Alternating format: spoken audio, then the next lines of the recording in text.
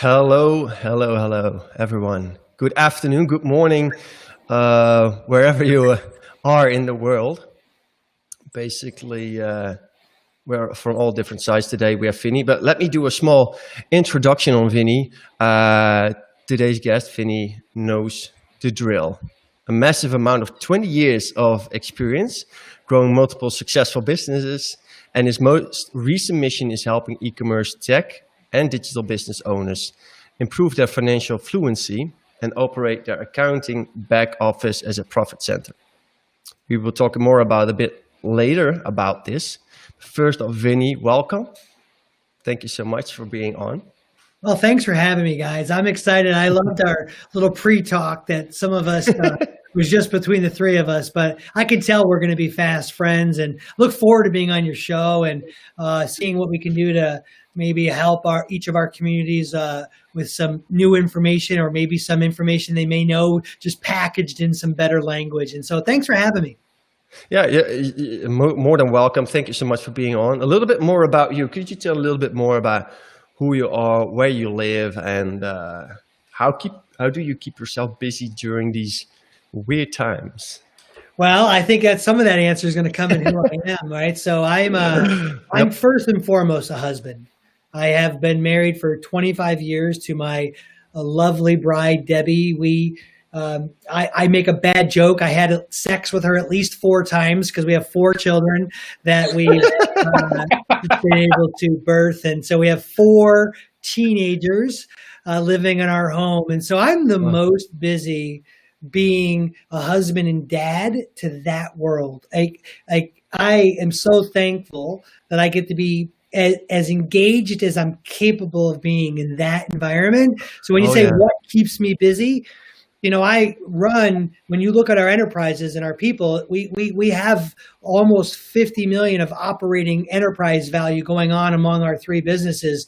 But my full-time gig is being a husband and dad to that crew. My side hustle is being the chairman and CEO of our organizations. And so it's actually reversed right now, but I'm actually quite thankful about that. So I'm busy being that guy. And I'm also quite thankful to take those same things and lead our teams. And my primary role is to lead the leaders of our companies in what we do. I like it that you say the team that you call your family, and I mean it must be a real side or job in itself, keeping what was it, 4 teenagers in check. Oh, so buddy. Basically, Yeah. All right. Well, it's nice to, and it's fun that you mentioned to them as team. But it's it's part of a big part of daily. Things, obviously. Yeah, we call them the Fisher 6-pack, right? And so you either mess with or take out a piece of the 6-pack, and all of a sudden we're not a 6-pack. And so, I came from pretty broken circumstances. My mom and dad did the best they could with what they were capable of doing, but we came from some pretty broken circumstances. And so Deb and I just set out to try to change the generational behavior and cycle break things that would have happened in our past. And so I know we're making it up every day, so everyone just needs to know that, but we're doing our best. I like to hear that. You sound really, obviously in that aspect, really ambitious and really powerful on that. I can only imagine that, the vibe that you bring to work, you also bring to home, and that influences every single one in the family. So where are you based, actually? So we're in a little state called Ohio. And when you take that state in the United States and you boil it down, most people, especially from where y'all are from, will know us as Cleveland, Ohio. And so we live in an area of Cleveland, Ohio. I'll tell you a really funny story. So I was in the northern part of Darren's Island up in Scotland in a little kind of small comedy club. And the comedian, which by the way, it was such distinct English that I could not understand the accent. So the joke for us became, after a while, maybe we can understand something. But we had a blast, spent €2. We're sitting there. Well, this one comedian says his whole shtick was about how Cleveland, Ohio people act. Well, out of nowhere, we just start hooting and hollering. We kind of ruined the shtick, but it was great. And so we're from Cleveland. Nice to hear that. So first off, a little bit more, obviously about your company. So, and maybe I called it financial fluency. Yeah, that's actually a language. So what is that? Yeah, so two things. Our company provides fractional CFO and controller services where we do it on a fractional outsourced basis for e-commerce, tech, and digital companies. We live in one category, so my entire team only has to speak one language. By the way, side note, disclaimer, that's the number one secret to our massive growth, is standing for a particular industry and trying to be all things to everybody. I tell this to people. They ask, what's our number one secret of our massive growth? I tell them that, and they're all like, oh. Like they want it to be something else. Some special trick, but it's not. The true riches lie in understanding and defining and living in your niche, not trying to be all things to everybody. But it's true. Let's go back to that question you asked about like us, what we do. That's who we are, fully accountable. We live in that space. We provide that service to seven-figure companies in that category. We know what we stand for. Because of that, our marketing's better, our sales are clearer, our value proposition is generally defined and continually improved. That makes the rest of it work better. You spoke about this thing that I speak about all the time, financial fluency. That's me speaking to us. Why that's important is I am actually not qualified to be a CFO, a controller, one of our data analysts. Gosh darn it, I can't even be one of our bookkeepers. Like I'm in the only position that I would hire me for in our company. I created this to solve a problem that I had in my own businesses. Yeah, because that's interesting. Financial fluency. Yeah, because that's what that I understood was like you experienced this company comes from something that you experienced yourself. So how did that happen? Could you elaborate a little bit more on that? So how did this become what it is now and the fast that it grows? Yeah, and so by the way, we love the digital community. So my team, we will make it live here. That we created a gift page for you guys at fullyaccountable.com/brainbites. But there you can get free things from us. And one of those free things you can get from us is both of my books will be there, but one of our books, CEO's Mindset. All right. And please take advantage of it. And I double dog dare everyone to read the first chapter because it's the name of the book and it's the most important part. And I made it the most important part because studies show that people barely get through the first chapter of a book. If you could do that, I think I can help you with some of this question. And so all right, let's dive deeper into that. And I think knowing my story matters as to why that part matters. Well, I was running a large health supplement company that I built. We were doing almost plus minus annualized revenue of about $40 million. And we were profiting about 8%. Well, I thought that was great, meaning we were acquiring the customers after that thin margin. We didn't have much left, but we were growing. Well, one day I kind of woke up and it hit me. And I know this might sound basic to everyone, but this is honestly what happened. I woke up one day and I'm like, wait a minute. It's not about the money we bring in revenue. It's about what's left in our bank account or my pocket that matters. And all of a sudden I'm like, obviously. Okay, what's a business like mine supposed to do in profit? Well, I found out quite quickly that an industry standard of the type of business that I was running should be about 20 to 22% in profit, not 8%. And almost overnight, pretty quickly. Massive difference. My head changed. And I'm like, wait a minute. We're losing 12 to 15% of our profit with this massive leaky bucket. And all of a sudden, I started getting a better relationship to the bottom line, not just the top line. Now listen, everybody, I am a top line freak. I serve a God of gross revenue. Everything's about gross revenue. I look at those numbers all the time. But I have to have some kind of relationship to the bottom too, or I'm just going to give it all back. And so the other book that goes along with that gift is my journey. Look at that. You prepare with everything. Boom. I wrote Both of these books are like my honest journey of the things that I would do better if I did those things again. And I just was very vulnerable about it's the bottom line. And as a leader of your business, needing a relationship to the bottom is critical in order to lead others to actually be in charge of doing those things. Well, that's what the journey was in that health company that ultimately got really profitable. We sold it.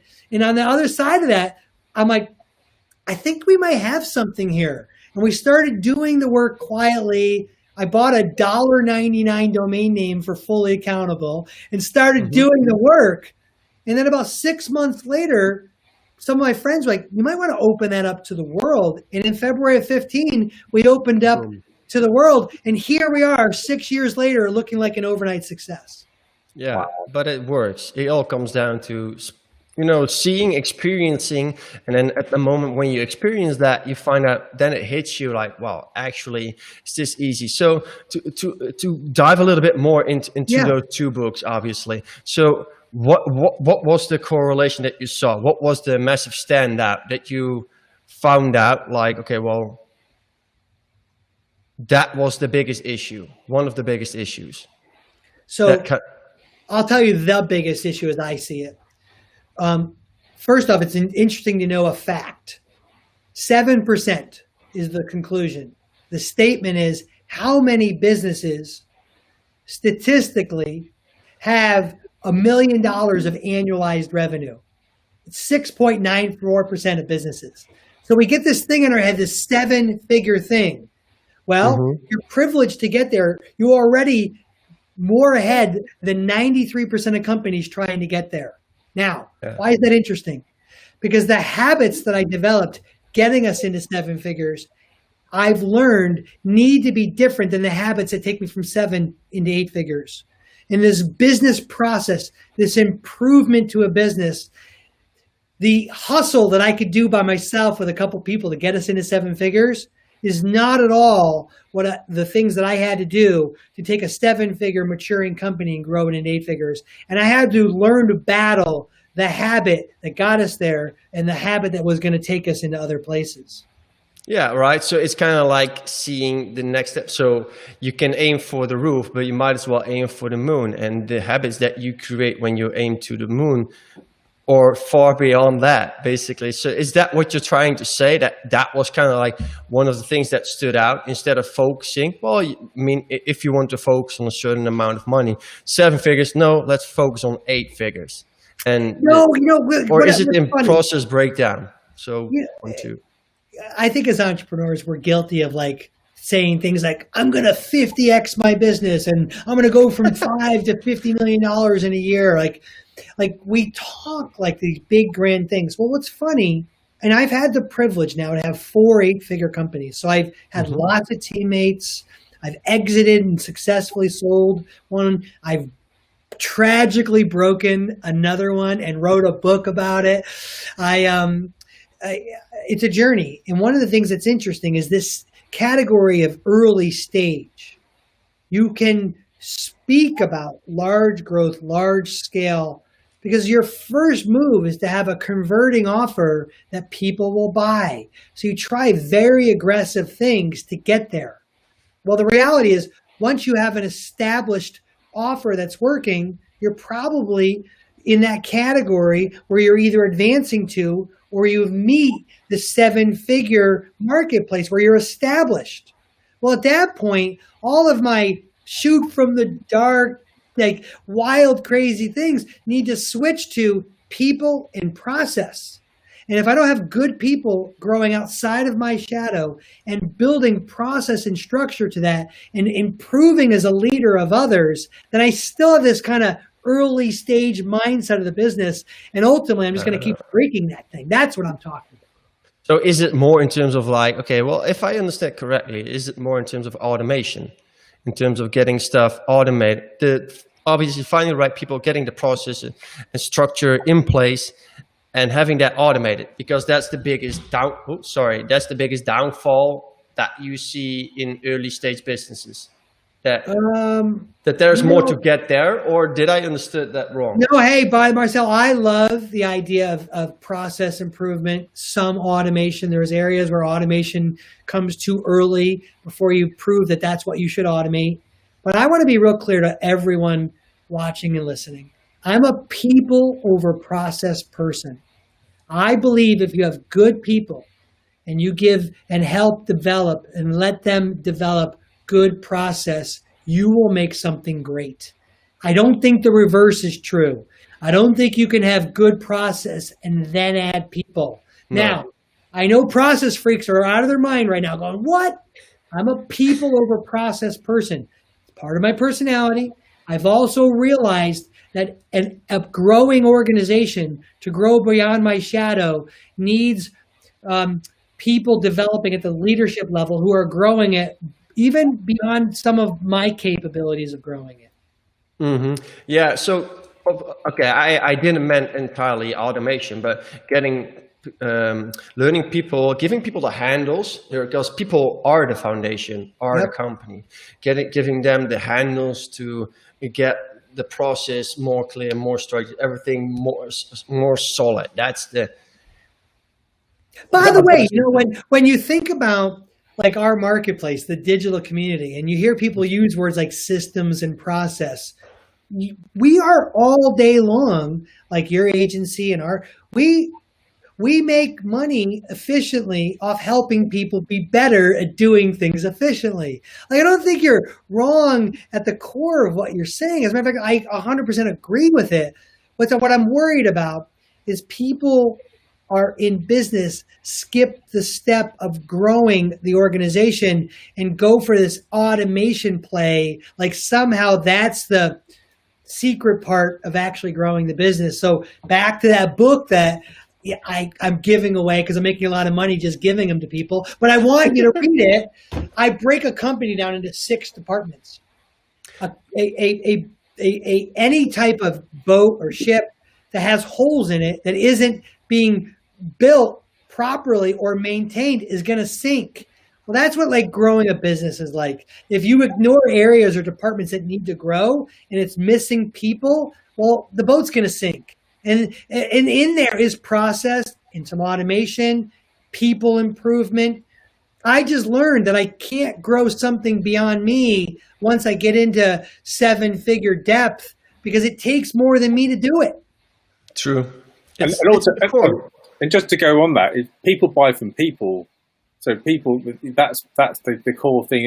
Everybody says to me, it's like, well, but like you said, we're all agencies, and how many other agencies are out there? So what's the difference between what we all do? Because there is really no difference. It's just about how we talk about it and how we get on with how we have a relationship with the person that we're talking to. That, like you say, is what really matters.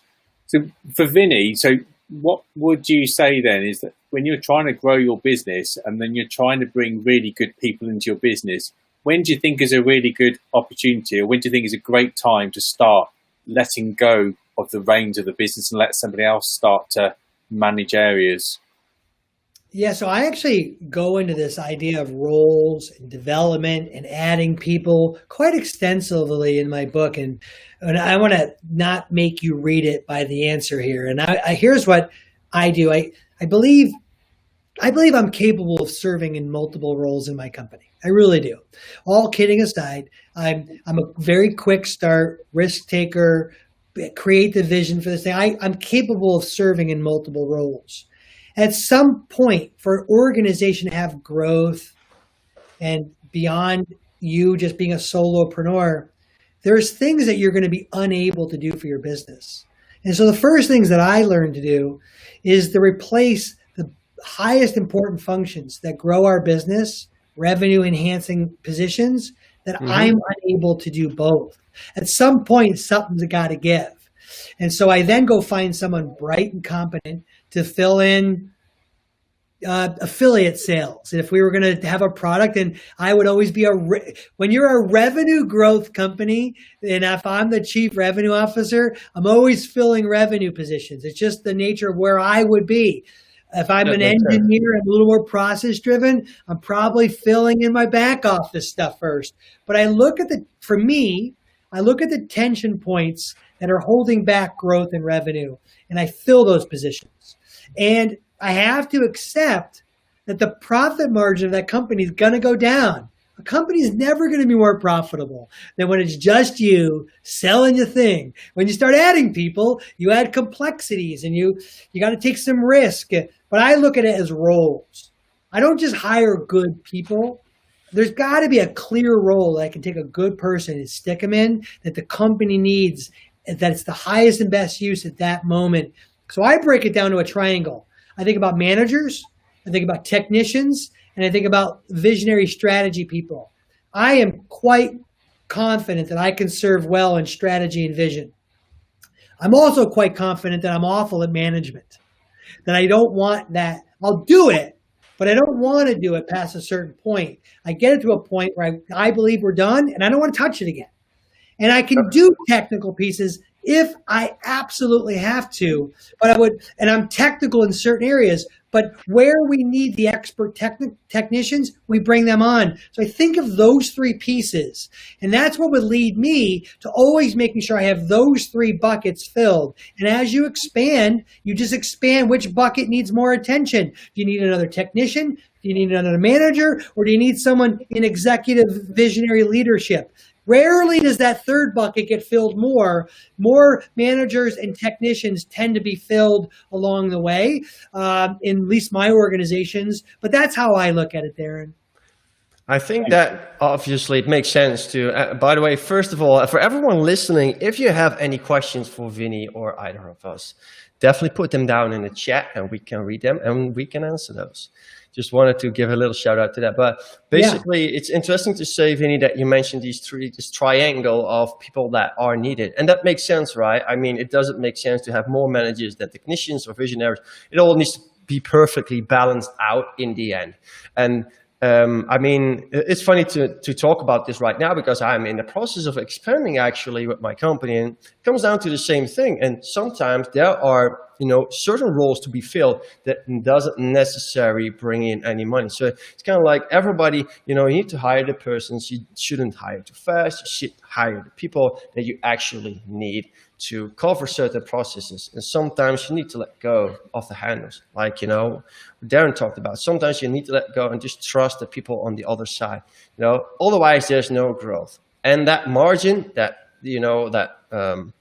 the profit margin, that's something that grows. When you hire someone that doesn't necessarily make money directly back, then it goes down. But that's the whole balancing it out and finding it out. And that's risk. Risk is just involved. Risk is just a big part of it, I mean, I'm just in this, you are a very experienced guy, and I'm just in the process of starting out with all of this, but would you say that, it will always be, it always will feel risky and you will always be a little bit insecure? Or is that something that you think that you develop over time that totally faded away? You're not insecure anymore. It's kind of like boom, boom, boom, all automatic. Or I can promise you that I'm the most risk tolerant person you know. And ironically, I'm a trained lawyer, which doesn't correlate to someone willing to take risk. I just am a highly risk tolerant person. I'll jump off a cliff.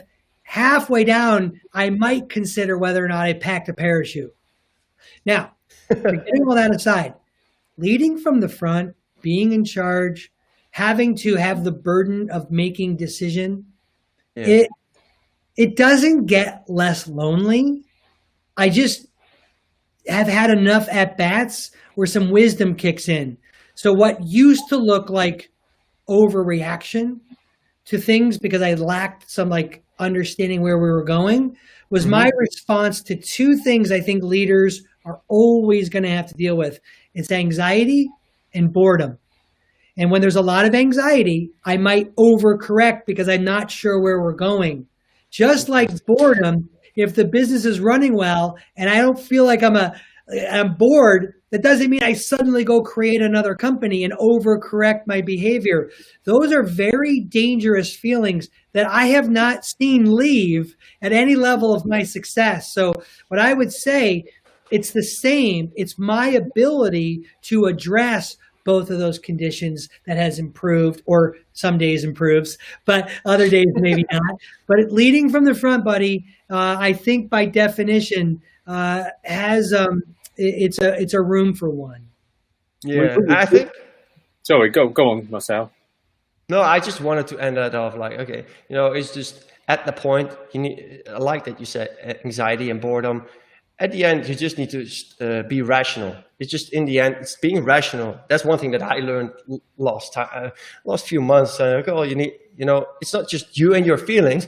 This is a living thing. This company is becoming a living thing, and you need to make choices based on rational choices. What is the best? And if you might feel insecure, or you shouldn't let that influence any decisions. Actually, and, I mean, it's going to influence them. It's going to. The reality is our emotions are far greater of an influencer than our logic are to ourselves.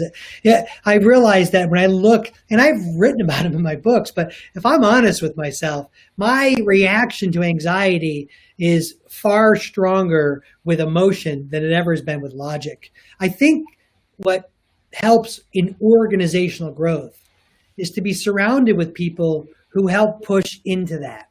I don't want a bunch of yes people around me. And my executive teams, we should look like we're arguing. We should struggle. We should do something greater than debate to get to a good result, where I have security and comfort and stand on my identity and give people the strength to do the same, that we're actually fighting for something bigger than ourselves.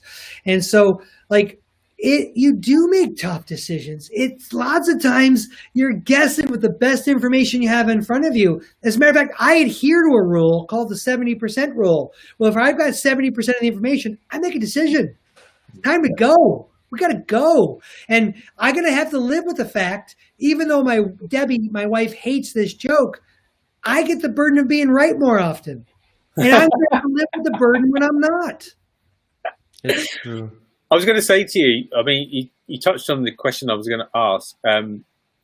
We're fortunate on this conversation that we're operating in a digital space, but there's a lot of businesses across the globe who aren't really struggling, potentially those who are in the event space, retail, and many others. Hospitality, absolutely huge. And they are having to make some really challenging and very difficult decisions. Even the big guys now, like Disney and stuff, are going through things they've never had to go through before. So, listen to some of your advice and the books that you've written. Do you think you would adapt to any of that now if you had to reprint it like today?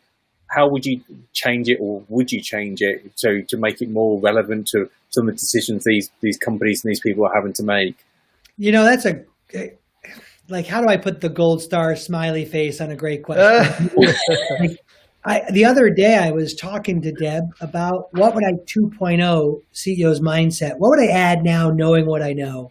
And it would be a little bit more compassion and empathy around the leadership part of learning how to find forgiveness to myself when I lead us in the wrong direction, not stay frozen. And we hear words in the marketplace like pivot and change. Well, a leader's job is to, if we're going to lead in journey and we lead down the wrong trail, well, how do I develop and have the humility to recognize that to my team, but then also lead with excellence through that in a place where we're supposed to be? I think all businesses are going through that. When I look now at the marketplace, digital and direct to consumer, can you imagine the president of the United States or Boris, or I don't know who the leader of the Netherlands is, getting on on television and saying the virus is in your computer, don't log on? I would be having a way different relationship to business right now. I'd be hospitality. I'd be Cineworld closing all the theaters just to deal with stuff. And people didn't do anything wrong. we drew a line in the sand. Depending on where you are in the line in the sand, you are either having to completely reinvent the way you do things, or you're taking massive ground because you're on the right side of that line. Well, our businesses just happen to be on the right side of that line. So I'm not sure we should be credited with doing a lot right. We're just on the right side of that line, taking massive ground. People who are on the other side of that line, well, I think it's time to consider changing how you do what you do in order to adapt. And I would have loved to have talked a little bit more about adapting than enduring. I talked a lot about enduring, and I still love enduring. I think people can endure through this, but I think there's a part of adapting that changing to the community cultural demands that are in front of us as well.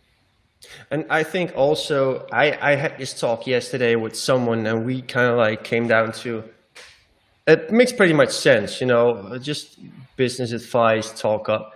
It's kind of like, well, did you already gave it some thought? Lately, I've been fully working inside of at the company. And then I get the question, what happens, if what you're doing right now, just, it might as well have been exactly what you said, that the computer had the virus. We couldn't access online anymore, something like that. Are you prepared? Do you have a backup plan? You don't have to overreact it, but having a backup plan is definitely something of great value. What if that you're doing right now doesn't work anymore? What are you going to do next? Giving that some thought, having a backup plan isn't such a bad idea at all. And just keep on having that idea ready, or just, I don't know. I think. So I'm an ideation guy, Marcel. Like I have to live. I had a couple while we're talking. I have to live in this book and write down my ideas. Yeah. I'm actually funny when I look back at my career. I guess the old guy here talking. When I look back at my career, I've actually never really personally resonated with backup plan. I'm all in plan.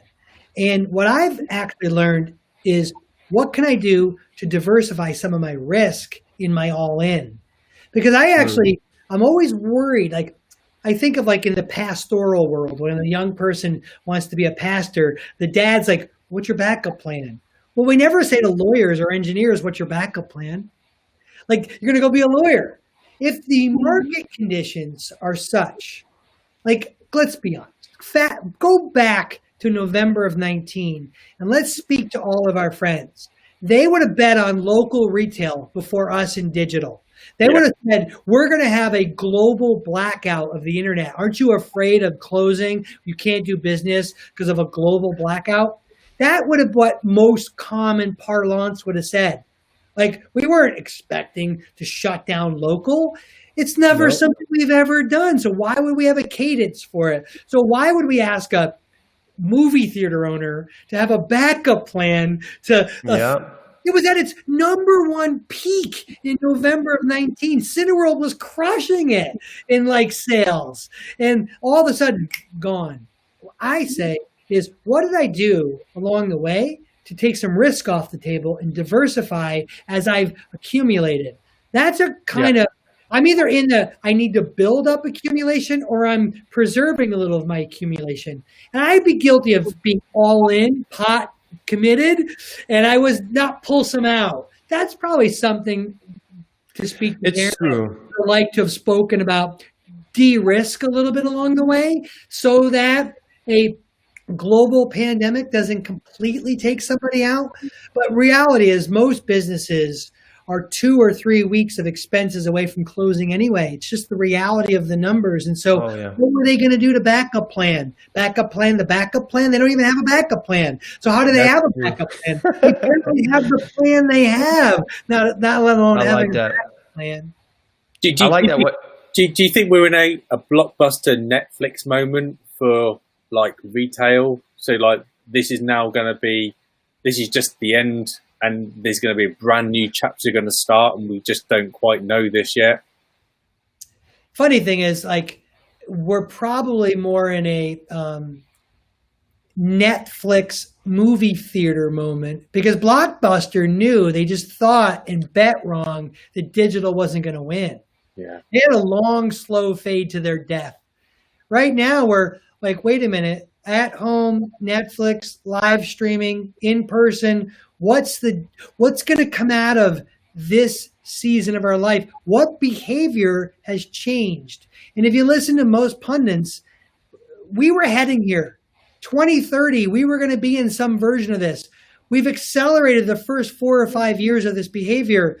Now, society doesn't normally move that fast, so we've disrupted it. So what sectors need to change? And I think we're in that version of it. Like now we're like, oh crap, this has been put on us. Now what are we going to do? And that's just not normally a society. We move a lot slower than what society did to us.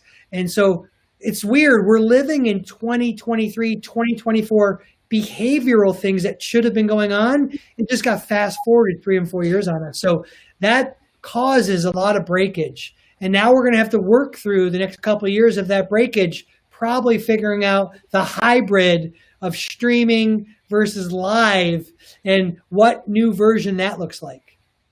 Great answer. Thank you.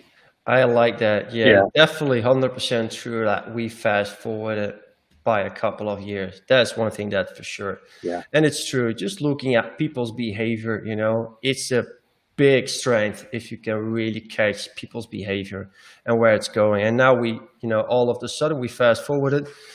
Is looking at what's happening now and then looking at what's going to happen. You can only make assumptions, and obviously, you cannot bet on all of the things. So that I 100% agree with that. You do need to focus, and you cannot be worried about, I have to maintain this, but also this. Then you get diverted, and that's the big downfall of people running in businesses as well, just wanting to do everything at the same time.